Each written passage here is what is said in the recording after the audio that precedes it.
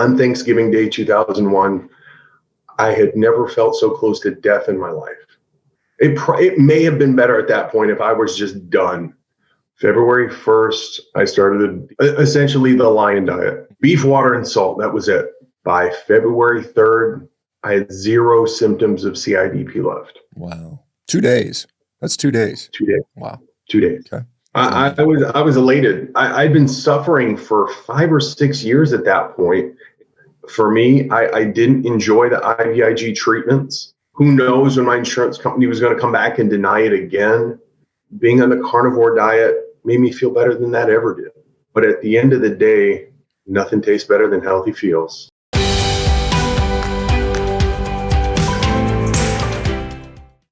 Hey, good morning, everybody.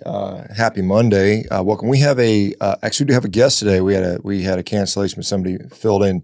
So we have Dennis today, who has graciously volunteered to fill in today. So I'm interested to hear. So I heard a little background on what was going on. So I think this will be quite a instructive and interesting little discussion. So Dennis, without further delay here, I'm going to unmute you, and we'll just get started, if that's okay with you.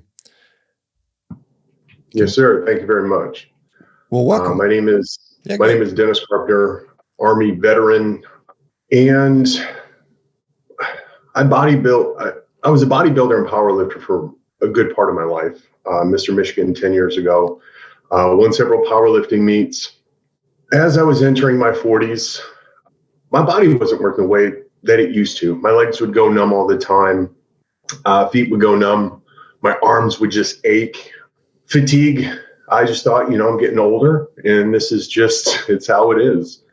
COVID hit, and I wasn't able to go to the gym like I normally did. So I made do with the things that I could at home, a lot of cables and so on.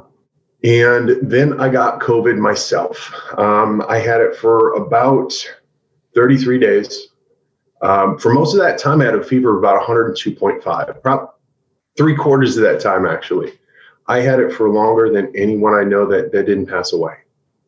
Come to find out, all this time I had an autoimmune disease, and that was why. I went through a divorce after COVID, unfortunately. And as someone that has worked from home for about 13 years, I packed up my dogs. I'm like, let's go. So we went around the country to Airbnb. Went from South Carolina, where I live, up to Michigan, where I'm from originally. Met up with some friends and went to a CrossFit class. They were doing deadlift and squat that day. And I'm like, piece of cake. Let me go ahead and throw on my warm-up weight and we'll get started. Nope, I couldn't do it. I didn't have the balance to deadlift 135, which was basically my warm-up weight most of the time. I didn't realize it, but my calves were paralyzed. That was a shot to the ego. It was just little bit by little bit that they were gone, and all of a sudden they were gone. Tried to squat, same thing. I could barely do the bar. Talked to a couple. It was a huge shot to my ego. I didn't know what to do. I personally took it hard because those were things that I'd done for so many years. With that same CrossFit class, we took a trip down a river in Detroit in tubes. For about 4 hours. So I'm sitting in this tube with my butt in the water, essentially, and my legs over the edge. And my legs didn't like that. Once we got back to shore, I couldn't stand up without falling down. Everyone had assumed that I was drunk, but my legs couldn't be in that position for that long.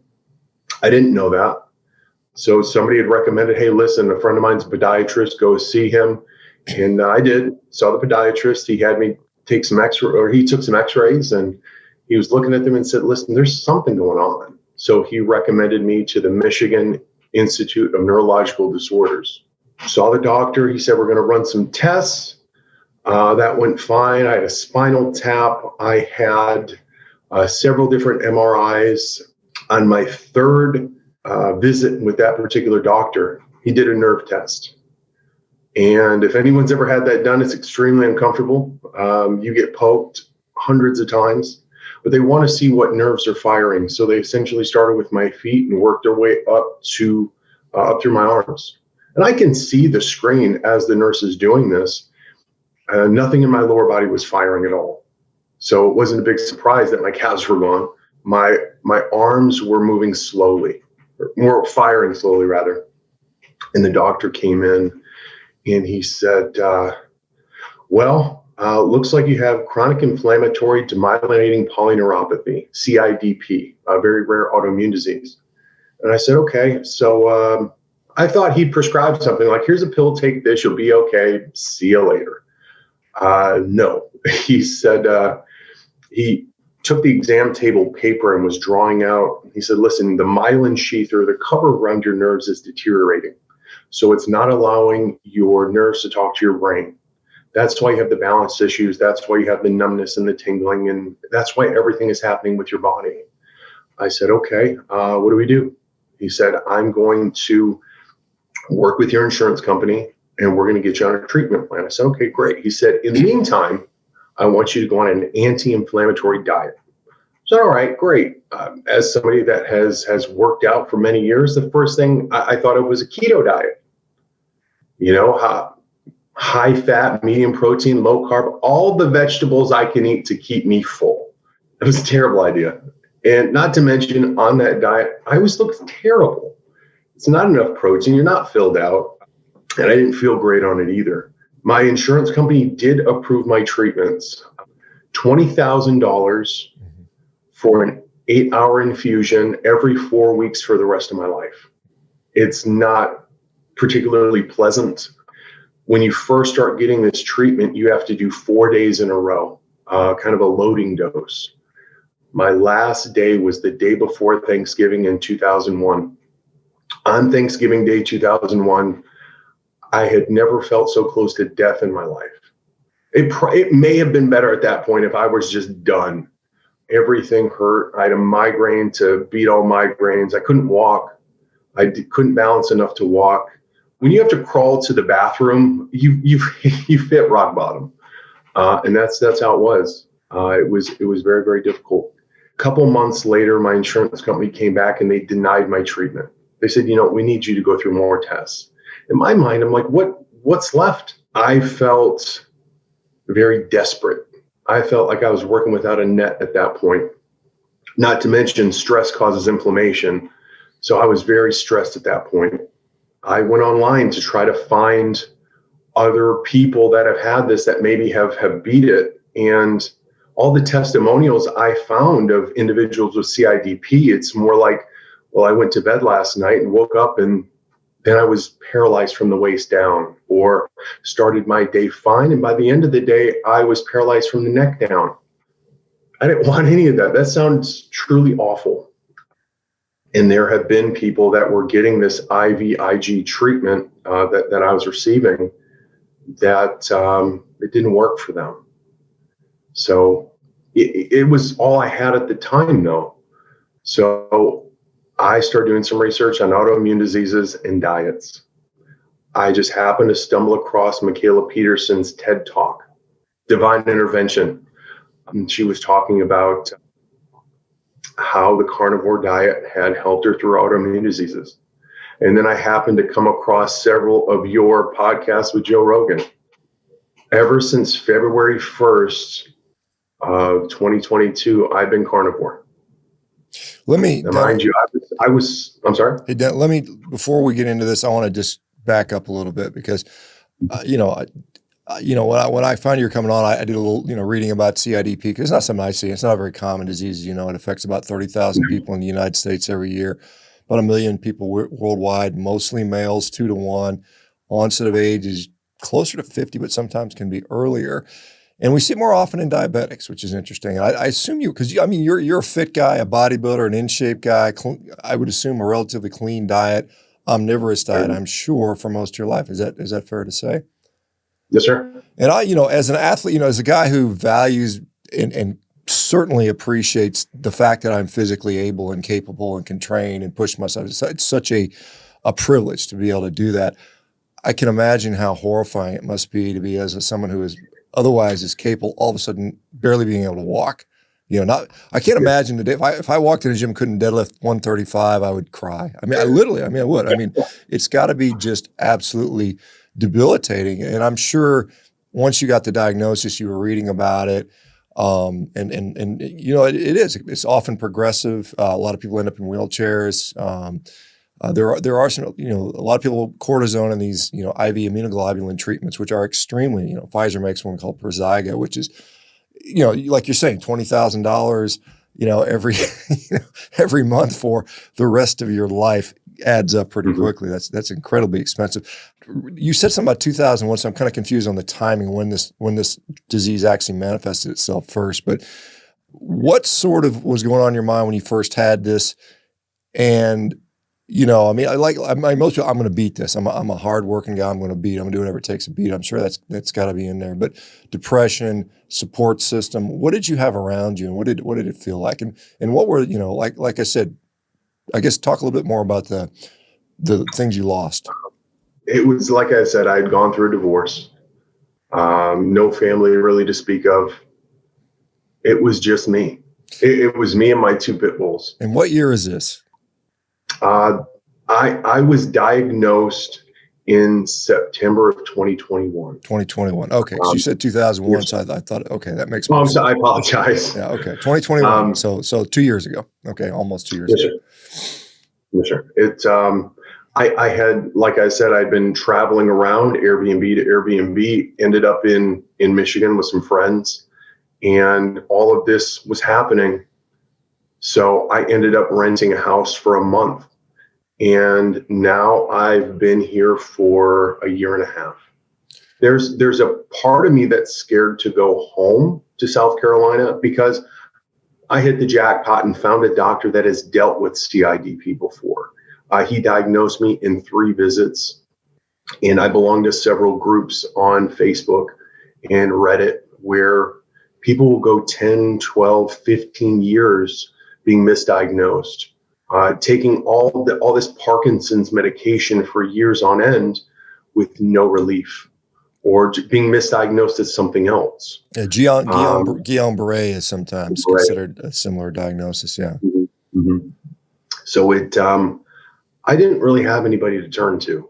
It was just kind of me. It was a tough pill to swallow. Once my doctor was so nonchalant about it when he explained to me what CIDP was.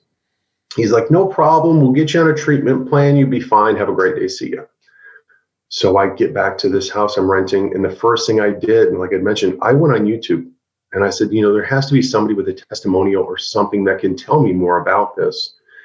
And like I said, the first video I saw was this gentleman saying that he went to bed, woke up the next morning, and he was paralyzed from the waist down and spent the next 2 years in the hospital learning to walk. The next person I saw started the day rather normal. By the end of the day, she was paralyzed from the neck down and spent the next couple of years in the hospital trying to get better. I don't think, as a man, I've never cried longer or harder in my life. That was a very scary time because and it wasn't me so much that I was thinking. My dogs are my kids. They're my life. And if I can't move, they suffer. It's whatever with me, but they certainly don't deserve that. It was a very tough pill to swallow, and it's very easy to fall into depression, especially when there's no quote unquote cure for it. And from everything I read, the most I can hope for is possibly remission. Receiving the IVIG treatments, and I said I got them every 4 weeks, they would last about 3 weeks. The symptoms would subside, but they wouldn't go away completely. In the last week, from week 3 to week 4, it's like it had worn off. So I would basically suffer through that last week until I got my next treatment. And once you receive the treatment, you have to be very careful for what you do for the next 24 to 48 hours, because if you do the wrong thing, you overexert yourself, it'll be the worst migraine you've ever had in your life. So anytime I received a treatment, I would go home, go to bed. That was it. Yeah. The side effect profile on these IG infusions are quite extensive. And, blood clotting, renal failure, and just about everything else. Headaches, nausea, skin change. You read the side effects, and there's like 100 side effects. I mean, it's amazing. And I don't know if you experienced any of them.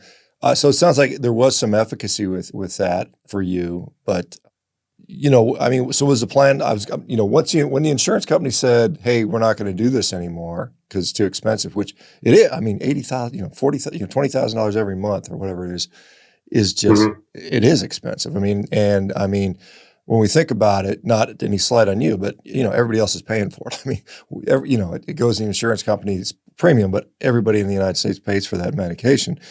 And thankfully, we can treat some people, but at some point, you wonder where the money comes from. So they said further testing's needed. So where did that go? I had to go back and get more MRIs.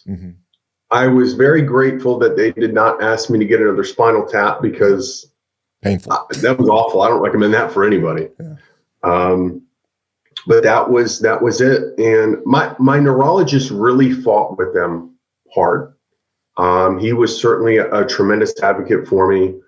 And it took several months. January of 2022 was my last treatment before they denied me. They reapproved me again in April of 2022. So I had this chunk of time with nothing. Let me ask you, I get maybe the neurologist is one that suggested the anti-inflammatory diet. Did he describe that diet to you? And because you mentioned keto, heavy vegetables, what was the diet that they actually suggested you put on? Because I'm actually surprised because most physicians don't mention anything about diet. I mean, so at least they said that. So what do they prescribe for you diet-wise? He said inflammation is your worst enemy at this point. A lot of foods cause inflammation. He said, I recommend you go on an anti-inflammatory diet as soon as possible. He didn't go further beyond that, but kind of having the background and, having done the things that I've done throughout my life, my first thought was keto. I hadn't previously had experience with any sort of carnivore diet or anything like that. And I barely even heard of it at that point, aside from a few podcasts and things. But yeah, that wasn't the best bet for me, really. It wasn't until I removed the vegetables that everything changed. Interesting. And, I got to tell you, somebody, when I was in medical school, we went through all these different specialties. You rotate through all of them to get an experience. Neurology is one of the most depressing fields there is. There's literally almost nothing you can do to cure these people. I mean, everything they get is chronic progressive. Nothing cures them. They always have a bad outcome. I mean, it's sad to say with a neurologist. And you mentioned the EMG, nerve conduction velocity studies, or where they stick the pins all over your legs. I sent a lot of people for that, so I can tell the difference in there. So, well, let's talk about the period of time between January and April. You're off your meds. You can't get them. The insurance company's denied you. What happens during that period of time? February 1st, I started essentially the lion diet to remove anything that could possibly cause inflammation. Okay. Beef, water, and salt. That was it. By February 3rd, I had 0 symptoms of CIDP left. Wow. 2 days. That's 2 days. 2 days. Wow. 2 days. Okay. Now my calves are still paralyzed. Okay.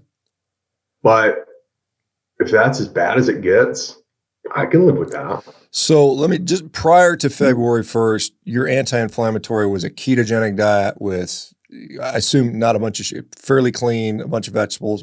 Is that what that was? Yes, sir. Very, very clean. Okay. And were you trying to actively get into ketosis, high fat, or how were you managing that? I was doing high fat, medium protein, low carb. I wasn't particularly using the ketone strips. Never been 100% sure on those, but as far as I was concerned, I was in ketosis. Kind of the taste of your saliva kind of changes a bit from what I experienced in the past. Energy was high. I looked awful. So those were all the things that told me that it was working. You looked awful. And then, you weren't eating like keto junk food products and stuff like that. It's fair to say it was a whole food, clean, ketogenic diet, lots of vegetables, very low carbohydrate. And I assume you're eating maybe some meat and fish and things like that, maybe, or where was your protein coming from?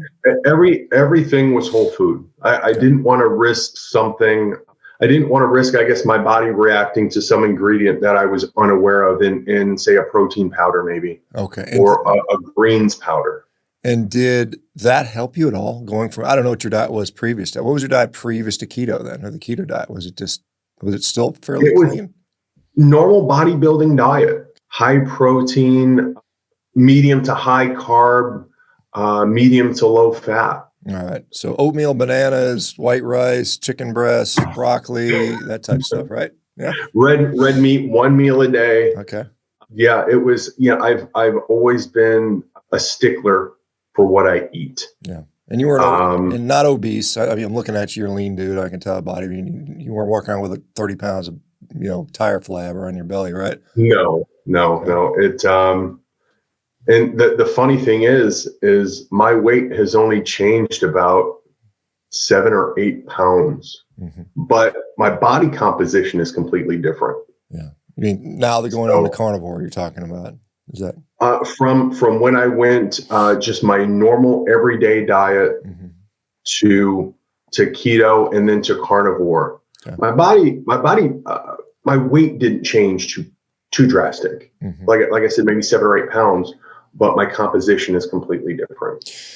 Okay, so February 1, carnivore diet, you see some Michaela and you see some wacky, stupid doctor talking about this crazy shit, and I'm going to try, right? So what happens on February 4th? I mean, you're like, holy cow, I don't have symptoms anymore. What I mean, are you like, because it's only 2 days. I mean, it's only 40 hours, it could come back. And to be fair, there are relapsing, remitting forms of this disease that people do experience relapses. And the interesting thing to me is, I mean, we always chalk that up to chance. Well, I don't know. Some people relapse. We don't know why. Maybe they did something in their diet that week where it got better. Who knows? But so where are you at? Where are you at on February 4th? You don't have symptoms. Happy. Yeah. I was elated. I'd been suffering for 5 or 6 years at that point, and just thinking, all right, I beat up my body through the military, through competing. This is just my new normal, and I just have to adapt to it. But February 4th, I felt great. I was happy. I was over the moon with it. I felt amazing. My workouts improved, my mood improved, my production at work improved. I wasn't thinking in terms of remission. I was staying as positive as I could be. And that was in the back of my mind the whole time, like, all right, maybe this dumb luck, But come February 3rd of this year, I've been CIDP symptom free for a year. Wow, that's awesome. And, because people say, well, it's just coincidence. Well, the timing is pretty interesting. I mean, it's like carnivore diet within 48 hours, no symptoms. I mean, to me, that's a pretty suspicious coincidence if you're going to call it a coincidence, but and not to mention the fact that I've literally seen thousands of people with autoimmune disease now with similar stories, which is really, really interesting. How debilitated did you get? I mentioned you said you were, you could barely walk at one point. I mean, what was your day-to-day experience either prior to the infusions, without the infusions, prior to this diet? I mean, your calves, you can't feel them. They're atrophying a little bit, I'm sure. I mean, were you like having a hard time walking? What was the existence like? I fell a lot. CIDP comes on very slowly, just little bit by little bit, to where you don't really realize it. Everything that I've been told was that me having COVID sped everything up, made everything just much more evident, which now that I look back, yeah, I would fall in the shower a lot. There was one time that I fell so hard I went into shock. And living alone at the time, that was scary. Wasn't very good with stairs. Oh, geez. Fall up the stairs, fall down the stairs. A lot of times, let's suppose for a moment I'm standing up off the couch. I might, as soon as I stand up, I might have to kind of regain my balance real quick to make sure I don't fall back down. Some of those things have certainly improved. It's not as bad as it was. Quality of life wasn't amazing because, all right, guess this is a good way to put it, is I'm 6'2", about 205. Always been a probably sub 10% body fat, muscular guy, very athletic build with no calves. Not a great look. not great for self-esteem or ego either. There's always these jokes and ridicule about, individuals being in the gym, why don't you train legs? So yeah, that was very difficult. I've never had overly impressive calves, but they were mine, Yeah, it was certainly tough. And I still want to see if there's something that I can do to possibly regain them. Mm-hmm. So you had multiple MRIs, you obviously had spinal tap, and my understanding is the spinal tap is one of the diagnostic criteria for this particular disease. What did the MRIs show? Did they show lesions, demyelination in certain areas? I mean, what did they tell you when they saw that? Did they see anything? They didn't explain a whole lot at all. I really didn't get access to the MRIs or the anything from the spinal tap. The doctors took everything and, they would review it and figure out what was going on. The only x-rays that I saw were initially from the podiatrist that I went to. Yeah. And he had showed these really dark spots in my feet. He said, something's going on. Something's not getting where it needs to get to. But yeah, that was really it. Yeah, I can't imagine x-rays would be particularly helpful in this particular. It might rule out some things, but it's not going to show much. So it's February, symptom-free. You're reapproved for the infusions in April. So did you reintroduce the infusions, or where did you go from there? Decided no thanks. I haven't gone back for a couple of reasons. I feel better on this diet than the infusions ever made me feel. Mm-hmm. I don't have an entire week every month where I feel awful. Yeah. I don't have to suffer in some office for 8 hours with a needle in my arm. Now, I have thought, once it was initially approved, I did think about going and getting the infusions as a backup. Just, I can pair these two things together and be completely symptom-free. But no part of me wanted to do that, So I kind of took myself on as an experiment. And I think in some cases, that's just what you do. For me, I didn't enjoy the IVIG treatments. Mm-hmm. Who knows when my insurance company was going to come back and deny it again. And being on the carnivore diet made me feel better than that ever did. Yeah. And I'm sure there's somebody out there that needs it way more than I do. Yeah, fair enough. I mean, so have you visited a neurologist since this time? Have you even followed up with a neurologist? I have. I followed up with my doctor in June, and we spoke, and he said, how are things going? I said, I feel great. I've never felt better. All of my symptoms are gone. He's like, that's great. He said, the treatments are working. I said, I haven't got the treatment in 5 months, doc. He's like, what do you mean? I said, I changed the way I eat. He said, how so? He said, anti-inflammatory diet, right? I said, yeah. I said, but I've been carnivore since February. And he rolled his eyes and he said, it's not going to last, right? He's like, you're lucky you made it this far. He said, you're only in remission. It will come back and it will be worse than the first time you had it. That was comforting. Thank you. I appreciate your help. But that was it. Yeah. I expected that response. I didn't think he'd say, that's great. Keep up the good work. Hope to never see you again. Yeah. So I think what he's looking for is like, let's just keep you on these medications for the rest of your life, and I don't know. I mean, it's money out of his pocket. Well, I guess in a way, but I mean, it's just a paradigm, it's just like, I mean, and I don't know how many remissions or relapses he has seen over the years. And maybe he's right. Who knows? We'll see. Hopefully not. I mean, for your sake, hopefully not.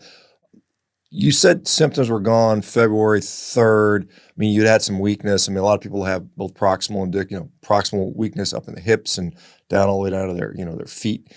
Have you progressively regained strength? Are you back to training? What's going on in that regard? I never stopped training. Yeah, good for you. Not at all.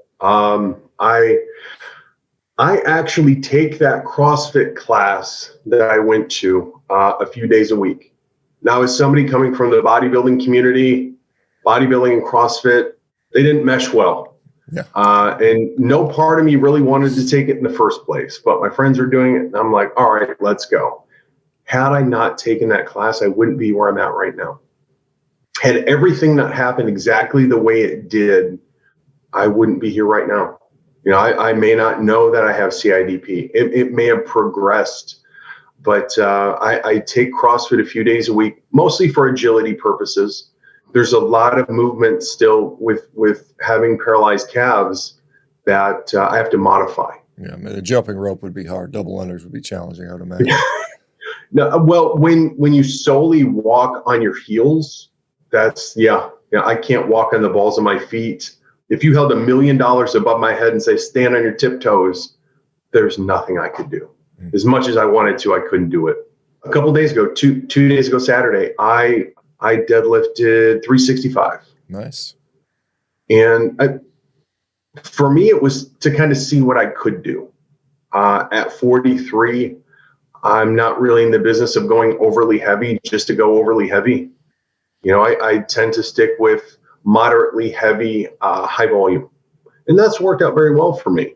But sometimes you get curious, like, all right, where am I at? And I have no doubt that I could get back into the 400s deadlifting quickly. Bench 315 on Saturday as well. Didn't even know how much was on the bar. They were just throwing weights on. They're like, go. And I hadn't done anything in the threes in years. I didn't see the need to. I can do so much more with, say, 225.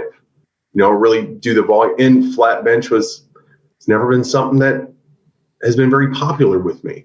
I've always gone more for aesthetic and visuals than raw strength. And then this one isn't going to be very impressive, but to everyone else, but it is to me.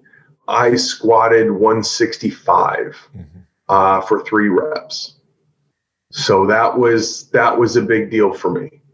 Now, as somebody that's previously squatted in the 400s, but for what I've gone through over the last few years, that's a pretty big deal. Yeah, and that's a free bar. Right. Yeah, you went from not being able to squat the bar or barely being able to squat the bar to, significantly 4 times as much, basically. So lion diet, carnivore, basically beef, salt, and water type of thing. Where are you at today with regard? Are you sticking to that? Are you finding if you add things in, it causes problems, or where are you at with regard to the diet? With regards to diet, once I figure something out that works, I stick with it. Mm-hmm. For so many years, I've eaten for function instead of taste. Right. I've never had a problem sticking to a bodybuilding diet, a powerlifting diet, nothing. I've enjoyed it. I enjoyed the structure. I started out eating New York strip steaks and ground beef. That was my meat source, and it still is to this day. Mm-hmm. Now I do add in a half a stick of Kerrygold butter every day, pink Himalayan sea salt. Every once in a great while, I'll throw in an apple, just for the heck of it. Not a lot, but sometimes here and there. I pretty much stick to the lion diet, but just with butter. I eat 2 12-ounce New York strip steaks a day and 2 pounds of 80/20 ground beef. Yeah, of course, the critics will say, well, that's too boring. It's too restricted. Don't you get bored? What do you thought? How do you counter that? I mean, I guess it's more fun to be able to walk, right? It's nothing tastes better than walking feels. Yeah. And this might be a boring diet, but I get excited every time I look in the mirror. Abs, obliques, I love it. So, I mean, they can critique all they want, but I found something that works for me. And there are many different ways to cook beef. I use an air fryer. I'll turn the ground beef into meatballs, and there's a lot of different variations that you can take with this. But at the end of the day, nothing tastes better than healthy feels. Yeah. So, yeah. Fair amen to that. Do you focus, because you mentioned, prior to it was kind of keto, higher fat, low carb, medium protein. Where are you at right now? I got an impression that you're probably 65, 70% fat, maybe somewhere in that neighborhood. Are you deliberately really high fat? I mean, you're adding some of the butter in there. So what is your macro ratio if you're even tracking that right now? I have tracked it out of curiosity. It's like you said, it's very high fat. I was more curious where my calories were. Mm-hmm. How many? Because I remember being on 2,000, 2,200 calories and still not feeling great, but still dropping fat. Didn't feel great. Now I'm on right around 3,500 to 4,000 a day, and I'm still dropping fat. Interesting. I'm still getting leaner. And like I said, I've gained several pounds of muscle in the process.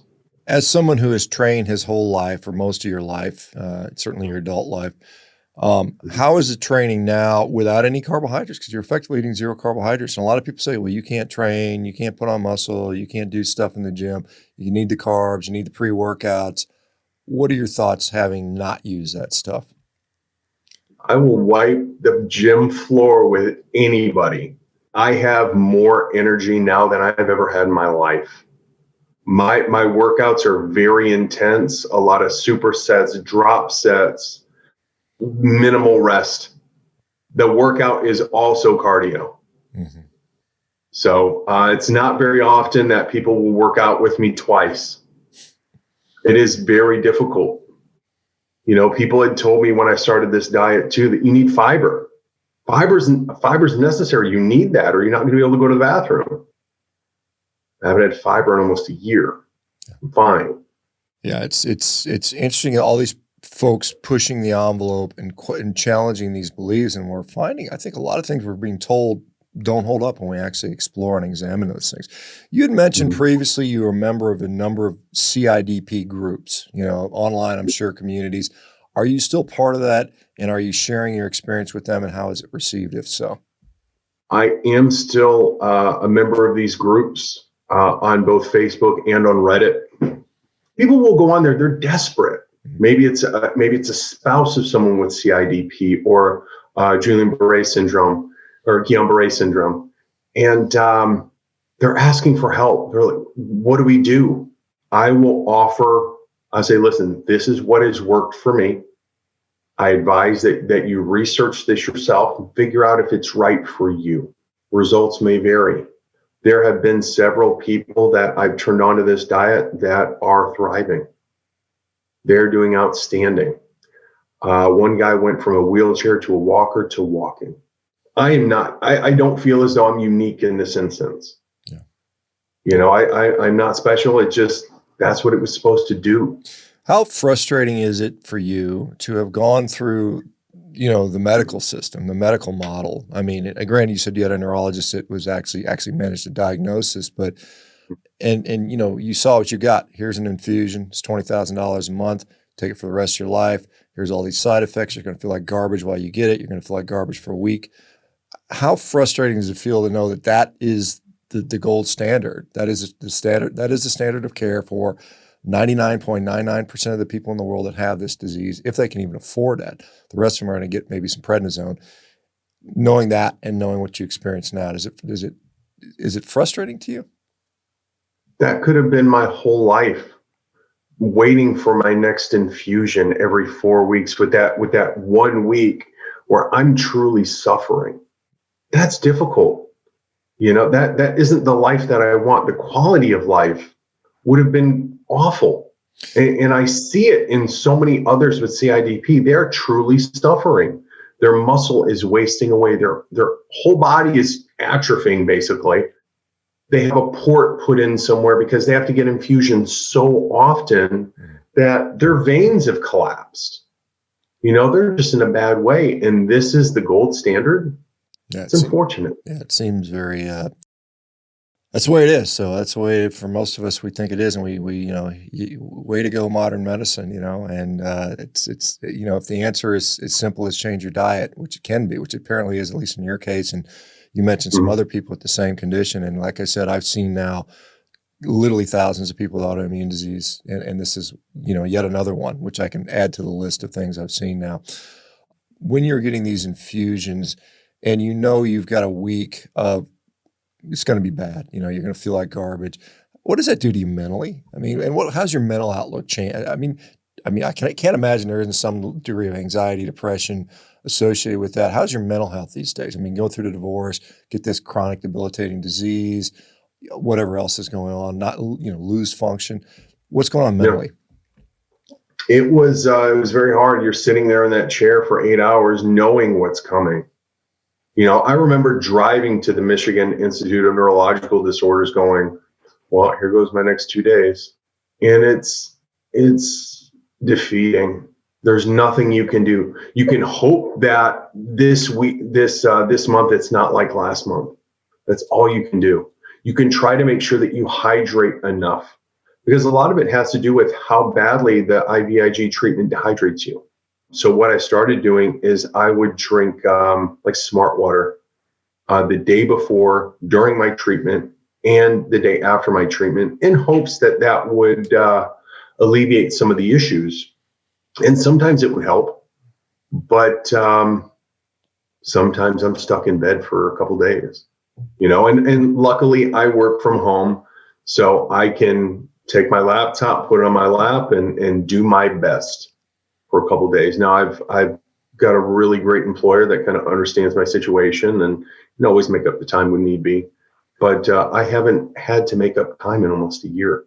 Going through a divorce and then getting all these issues in your early 40s is tough, because you think to yourself, I'm on the market again, but I feel like damaged goods. No one wants to be with somebody that tomorrow they could potentially be paralyzed, and that's just a chance you take every time you go to sleep.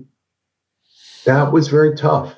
And it's still tough, but I can say right now, I appreciate every single day so much more than I did before. I can walk. I can move. I'm going to go to the gym later. That's amazing. Days are brighter. Yeah, I got, and that's a point that many people don't think about. You're a single guy. You've got this chronic, debilitating, progressive neurological disorder that may put you in a wheelchair.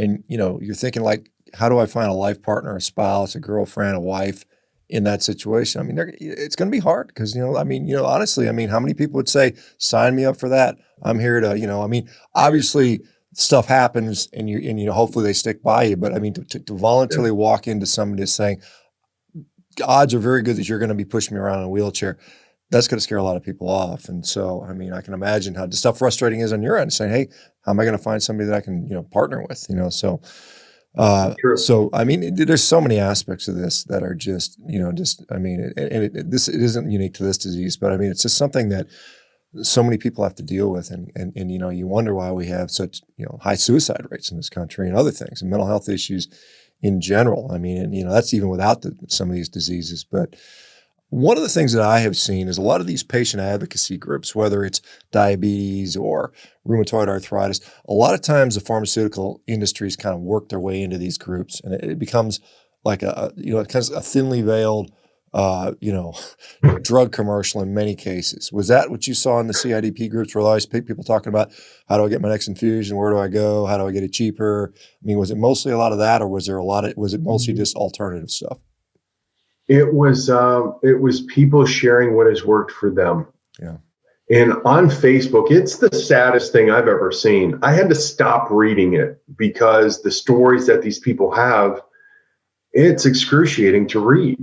Now, there have been people that I've spoken. I haven't seen anything kind of in the way of what you're discussing, but I've tried to have conversations with people about taking a look into the carnivore diet.